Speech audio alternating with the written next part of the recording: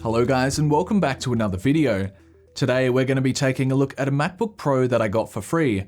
There's a bit of an interesting story to this. So I bought a 2012 13-inch MacBook Pro off of eBay for a good price, and after they'd apparently sent it off to me, they messaged me saying, "Oh god, we sent you the wrong one." And I said, "Oh, that's terrible, I'll send you it back when it arrives." And they said, no, just keep it. It's an old broken MacBook Pro, it doesn't work or whatever. So I thought, that's going to be even more exciting than the MacBook I was originally going to buy. And yes, the proper one did end up showing up. So now I think it's time we unbox that broken MacBook Pro. With the help of my trusty knife, I began opening up the packaging. This is the box that the working MacBook was supposed to come in.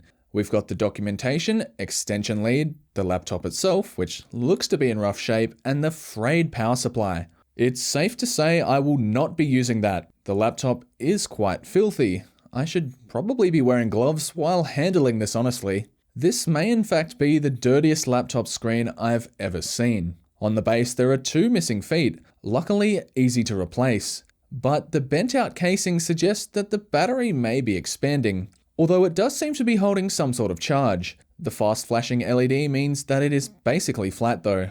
But you know what the worst thing of all is? The disgusting gunk-ridden keyboard. I really don't understand how someone can use a laptop this dirty. Maybe that's just me though. Either way, let's plug it in and see if anything at all happens. After a few seconds, the display did turn on. It was very dim, as if there was no backlight. From where I was standing, I actually couldn't see anything on screen. Quite a bit of time passed before I got to the login screen. It was very sluggish, and I didn't know the password.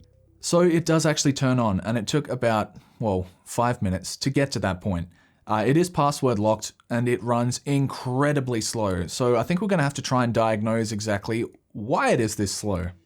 I believe it's time we should open up this laptop and see exactly what we're dealing with. Getting into one of these unibody MacBooks is as easy as removing 10 Phillips head screws. I honestly thought the internals would look a whole lot worse. There are no obvious signs of liquid damage, just some dust and some dead bugs. I was going to put in a known working battery, however the original one seems to be charging. I didn't notice this before, and it also appears to not have expanded. The hard disk is an Apple branded 500GB Hitachi model spinning at 5400 RPM. I'm going to swap it out for a cheap Crucial BX500 SSD. I've already got macOS loaded on here so we can test the laptop before we go any further. After firing the laptop back up, we can see it's a 2.4 GHz 2010 model. The battery seems to be charging normally and it still has 81% of its design capacity. Even with a fairly high 540 cycles used, it's still got plenty of life left. The 2.4 GHz 2010 MacBook Pro came standard with a 250GB hard drive. The 500GB one we found in here was actually a $150 upgrade from Apple. Yes, that's right, for an extra 250GB of storage, it cost you a whopping $150 10 years ago. Before we go ahead and clean it out and redo the thermal paste, I ran some benchmarks. It got up to 92 degrees Celsius and the fan spun up to make sure it didn't get hotter. It ended up scoring 263. As for the Unigen Heaven benchmarked, it scored a measly 148. But that's probably more to do with the weak graphics processor. Anyway, it's time to take the MacBook apart and redo the thermal paste. With the battery and RAM removed, we can take out the single fan which cools both the CPU and the Nvidia graphics processor. I should be able to open it up and clean the blades. Next, I carefully dislodged all of the connectors. There are quite a few, so make sure you disconnect all of them before you try and remove the logic board. I'd also recommend keeping track of all the different screws in a segmented plastic container. There are 3 different screw lengths for the logic board alone. I'd strongly suggest following a tutorial if you're unfamiliar. With the microphone detached and all the screws removed, I could then lift up the board. Oh boy, is it ever dusty. This isn't all that bad compared to a few MacBooks I've opened. This is what years of heavy use does to a laptop. Holding the heatsink in place are 4 Phillips head screws with springs used to create tension. Now we've got our first look at the crusty old thermal paste. Brushing off the dust is pretty much just for cosmetic reasons. You can do a similar job with a can of compressed air. Most of the 13-inch unibody MacBook Pros run pretty hot. This is largely due to both the CPU and GPU sharing the same heat pipe. It also doesn't help that by default, the cooling fan won't ramp up until the processors reach upwards of 90 degrees Celsius. Unsurprisingly, the thermal paste on the heatsink is just as flaky. It's also important to clean the copper contact point with isopropyl alcohol. This ensures that the new application of thermal paste, in this case Arctic MX4, is as effective as possible at transferring the heat. Now that the logic board is cleaned off and has new thermal paste applied, we can move on to the other dirty areas of the MacBook. Quite a bit of dust and hair had made its way onto the bottom plate and the rear exhaust vents. To help with hard to reach places, I once again used isopropyl alcohol and a toothbrush. Always do this in a well ventilated area as the brushing seems to make the liquid airborne. Now the bottom case is looking a whole lot cleaner. There was, however, still a considerable amount of gunk build up around the edges. While I had it apart, I thought I'd remove the optical drive and removed any dust and debris I could find. It's not necessary to go to this length in the pursuit of cleanliness, but I want to make this look as good as possible both inside as well as outside. I'm not entirely sure what this gunk is, but it looks disgusting. It's nothing something a bit of isopropyl alcohol and a Q-tip can't fix though. With the battery cleaned off, I began working on the cooling fan. It wasn't all that clogged up with dust, which is good.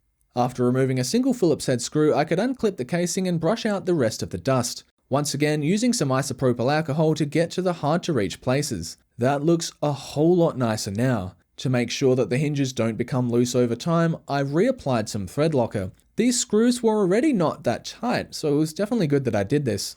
The old rubber feet were thankfully very easy to remove. I let some sticker remover, otherwise known as Goo Gone, sit and help remove the adhesive. After a few minutes, I used a plastic spudger to clear it away. Finally, the reassembly process could begin. When you're putting the logic board back in, make sure that you haven't jammed any connectors underneath. I must say, internally, this is one very clean looking laptop. A new set of rubber feet only cost about $5 off of eBay. If your laptop is missing some, I'd highly recommend putting in new ones to avoid scratching the bottom casing. With a bit of persuasion, these will fit into place. They've got their own adhesive, so no glue is required. Now that it's all back together, I think it's time we give it a clean with a healthy dose of eucalyptus oil. As I always say, definitely clean any secondhand electronics that you buy. People are filthy. Not everyone takes care of their devices. And if you're going to sell your old tech, do everyone a favor and give it a good cleaning before you send it off. With very little effort, I got the display glass looking much nicer. All it took was a damp paper towel, some lens cleaner, and a microfiber cloth. The bottom case still doesn't sit flush with the rest of the laptop. It had clearly been dropped. Bending the screw hole back to the right position made a difference. It's not perfect, but it's a lot closer than it was before. As for the slightly bent-in display corner, I managed to pry it up. This did help a little bit, but I really don't want to apply too much pressure and crack the display panel or the glass. And here we have the final result. This MacBook is far cleaner now, and with the SSD, it's a lot more usable as well. It's definitely not perfect, but at least it's very clean once again. But what exactly can you do with one of these 2010 Core 2 Duo MacBooks? In the benchmark Unigen heaven, the GPU ran nearly 10 degrees cooler with the automatic fan preset. It scored 151, only 3 points higher, basically no difference in performance. In Cinebench R15, it basically scored the exact same. It just ran slightly cooler. As a matter of fact, I'm using that MacBook right now to record the audio for this video. Honestly, it is perfectly fine for day-to-day tasks such as web browsing and light gaming. But when I say light gaming, I mean really light gaming because this thing struggles to play Minecraft with a decent frame rate. Now that is the level we're on. To be fair, this is running at a much higher resolution than the built-in display. Also, feel free to join my server. You could totally get by playing Minecraft on this laptop. There are mods that can help boost the performance even further, such as Optifine.